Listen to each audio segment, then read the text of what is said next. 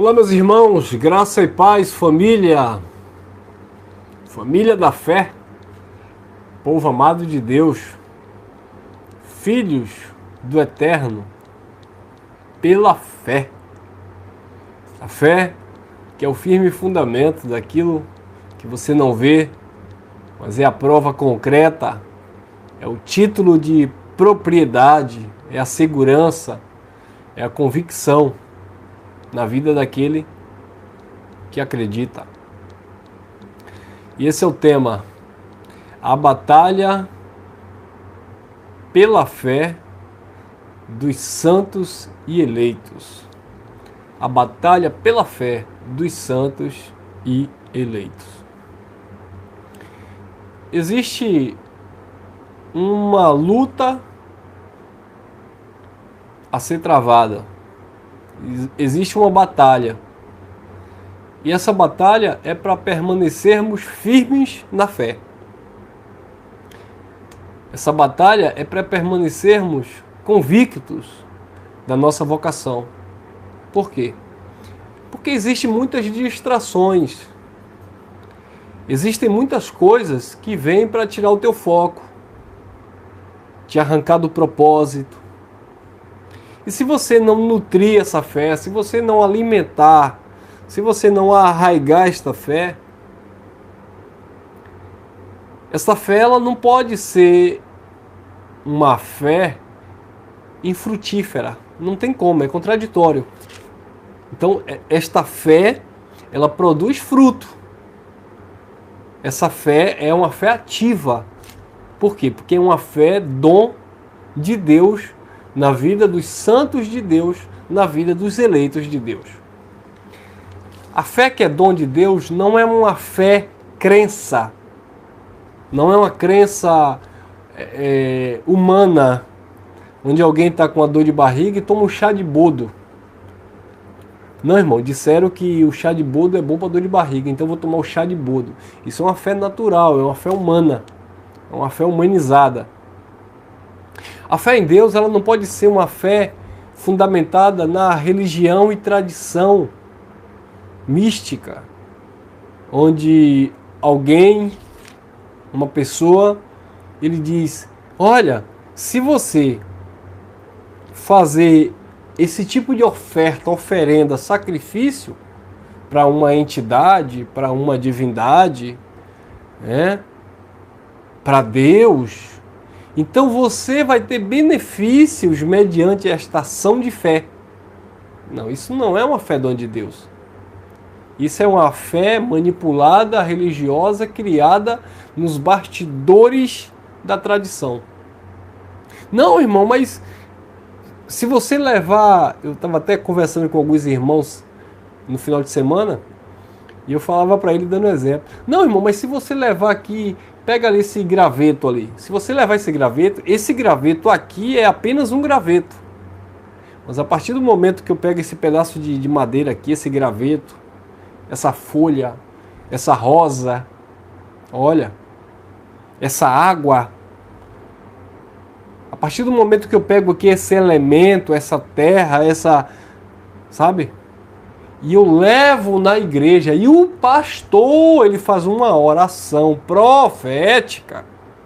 Isso aqui agora já é um elemento onde eu posso investir a minha fé. Isso não é fé que é dom de Deus. Isso é uma fé natural. Aí eu sei que muitos vão correr, mas Jesus de Nazaré, ele pegou o lodo e ele cuspiu ali no barro e colocou no olho do cego e o cego voltou a enxergar. Aí, quando alguém me questiona dessa forma, eu pergunto, você já viu alguém ser curado com barro no olho? Não.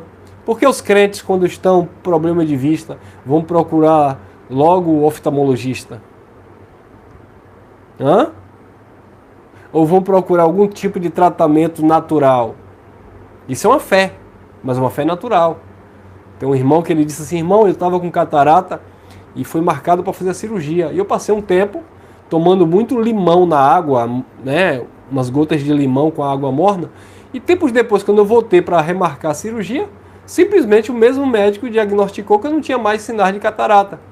E aí ele me perguntou, O que você andou fazendo? Ele disse, nada, apenas comecei a tomar limão com água e tal. Ele disse, se as pessoas soubessem disso. Que o limão com água, né, água morna, é um santo remédio para os olhos. Viu? Algo natural que o irmão acredita até hoje, porque ele sabe que mudou a visão, literalmente, dele. E aí já vem os místicos e diz assim, eu vou fazer uma promessa para, acho que é Santa Luzia, para Santa Luzia curar os meus olhos. Mas essa mesma pessoa que faz uma promessa para Santa Luzia curar os olhos, não estou aqui para ofender fé de ninguém, tá? Estou dando exemplo, tá?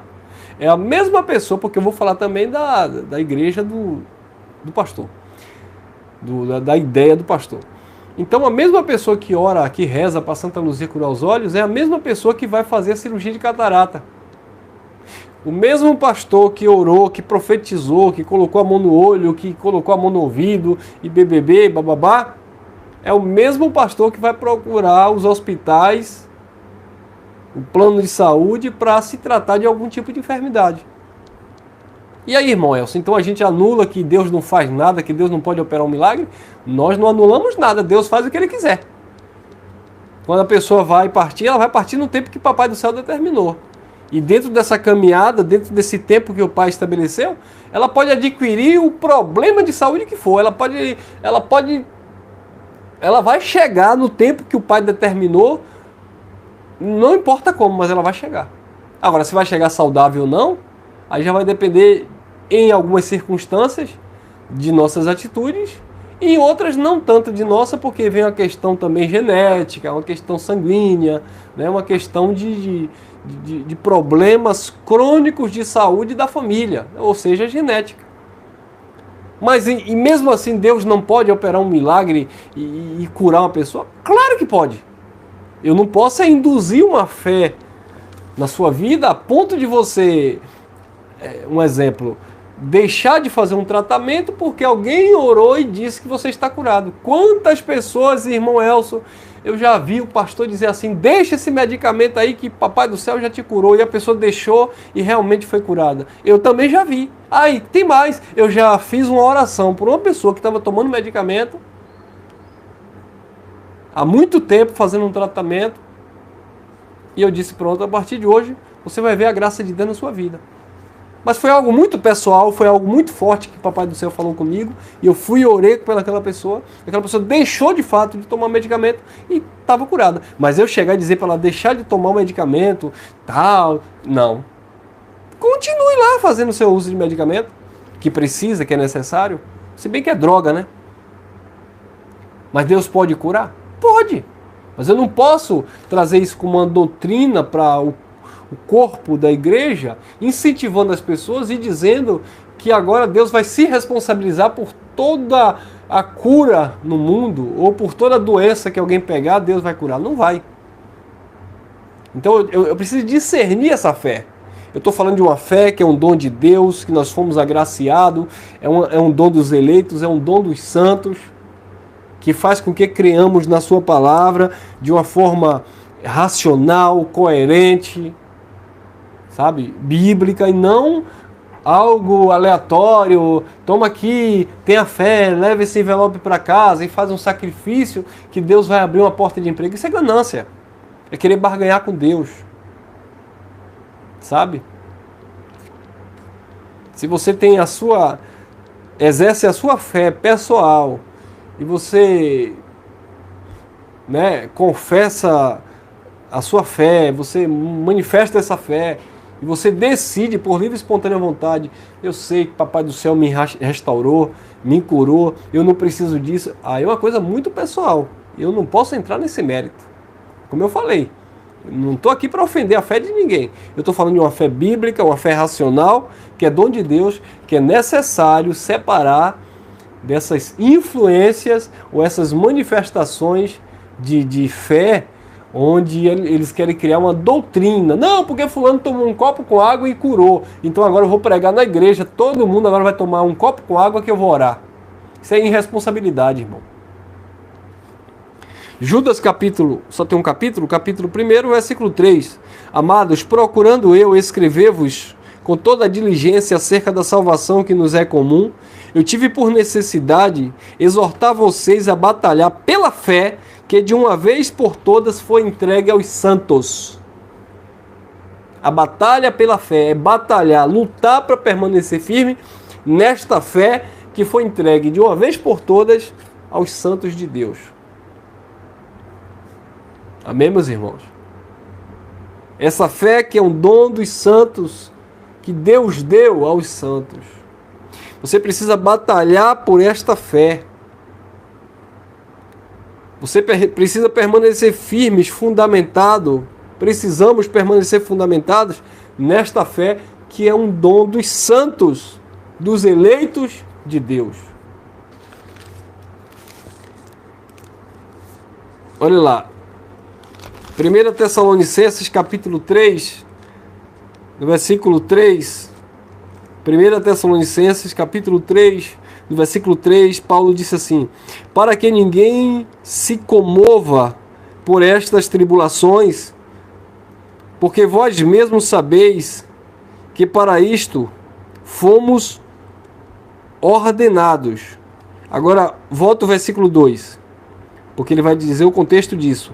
E enviamos Timóteo, nosso irmão e ministro de Deus, e nosso cooperador no Evangelho de Cristo, para vos confortar e vos exortar acerca da vossa fé.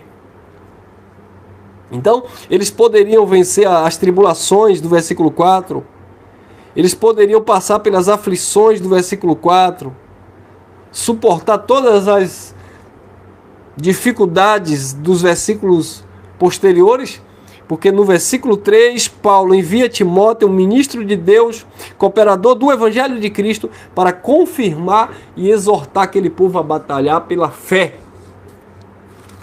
Batalha pela fé. Permanecer firmes na fé. Por quê? Não, porque a fé... Não, a fé não é de todos. 2 Tessalonicenses, capítulo 3 também, no versículo 2.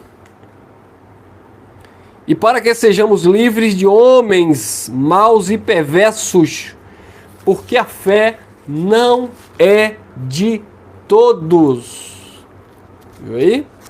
Para que sejamos livres de homens maus e perversos, porque a fé não é de todos. Batalhar por esta fé. Hebreus capítulo 10. Esta fé é uma fé dos santos, dos eleitos de Deus. Hebreus capítulo 10. Versículos 37 ao 39, diz assim: porque ainda um pouquinho de tempo e o que há de vir virá, mas o justo viverá pela fé, e se ele retrocedesse, se ele recuar, a minha alma não tem prazer nele. Nós, porém, não somos daqueles que se retiram para a perdição, mas daqueles que creem para a conservação da alma. A fé, que é um dom dos eleitos de Deus.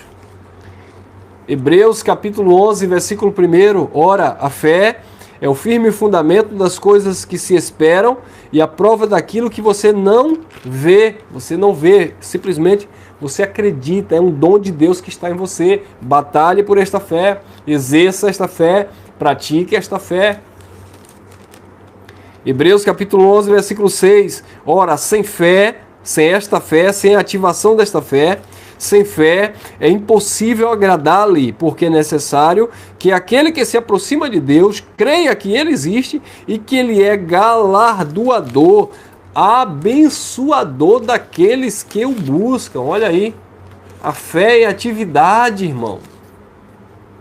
A batalha pela fé, sabe, te leva a praticar esta palavra.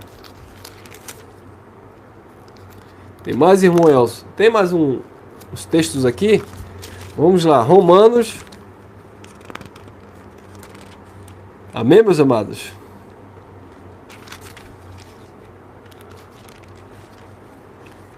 Carta de Paulo aos Romanos 10, 17. Romanos 10, 17 diz assim: de sorte que a fé, ela vem pelo ouvir a palavra de Deus. Quando você ouve a palavra de Deus, esta fé vem, ela jorra de dentro para fora, ela se manifesta. A fé que é um dom dos santos, dos eleitos de Deus.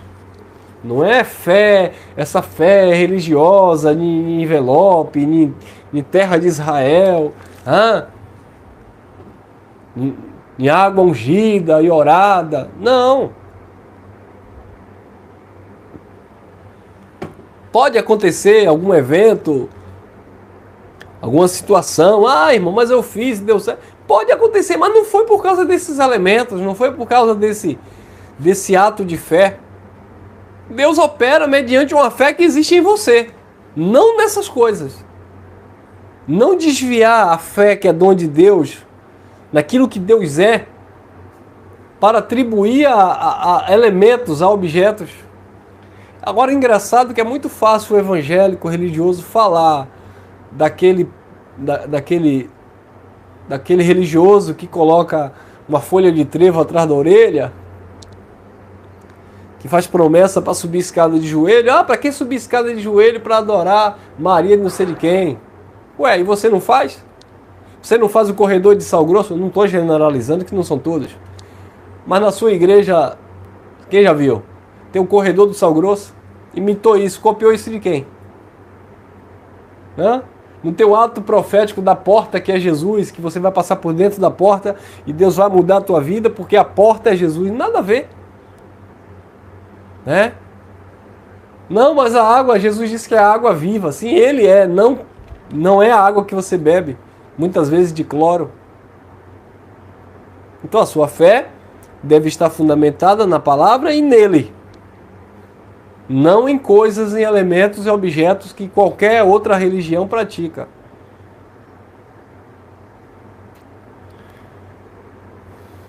Amém, meus irmãos? Então, esta é a palavra que ativa a nossa fé. É a palavra que, uma vez que você confessa, você crê nessa palavra, você vê resultados na vida daquele de quem acredita. Quer ver? Vamos lá, Tessalonicenses novamente. Eu acho que é a primeira carta. Deixa eu ver se eu encontro aqui. Deixa eu ver.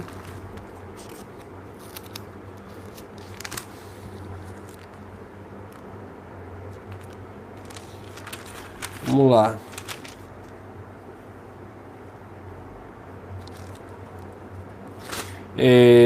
Segunda Tessalonicenses, capítulo 2, versículo 13, diz assim, 2 Tessalonicenses 2,13: mas devemos sempre dar graças a Deus por vós, irmãos amados do Senhor, por vos ter Deus elegido desde o princípio para a salvação em santificação do Espírito e fé da verdade. Eleitos, Deus o elegeu antes da fundação, desde o princípio, para a santificação do Espírito Santo e uma fé na verdade. Então, esta fé nesta verdade, ela produz em nós frutos, ela opera na vida daqueles que creem.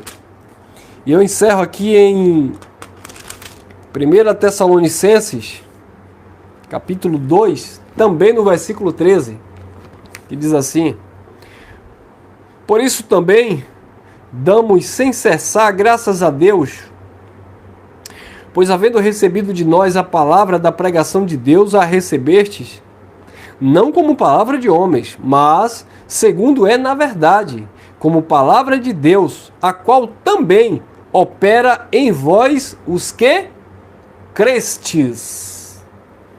A fé que opera na vida do crente, daquele que crê. A palavra de Deus, que é digna de toda aceitação, é como espada de dois gumes, que gera em nós uma fé que é dom de Deus, dom dos eleitos, dom dos santos. como diz lá em Judas, e Tito, capítulo 1, eu esqueci de ler, vou ler agora.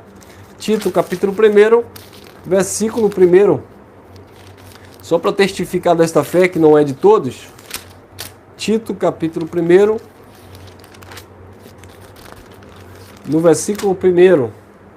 Paulo, servo de Deus e apóstolo de Jesus Cristo, segundo a fé dos eleitos de Deus e o conhecimento da verdade, que é segundo a piedade. A fé dos santos, a fé dos eleitos de Deus. Batalhe por esta fé. Batalhe por esta fé. Fique firme nesta fé. A fé que esta palavra gera em você. Para que você venha desfrutar da graça e do amor, da plenitude do reino de Deus. Graça e paz. Até o próximo encontro. Deixa teu like, compartilha e vamos que vamos.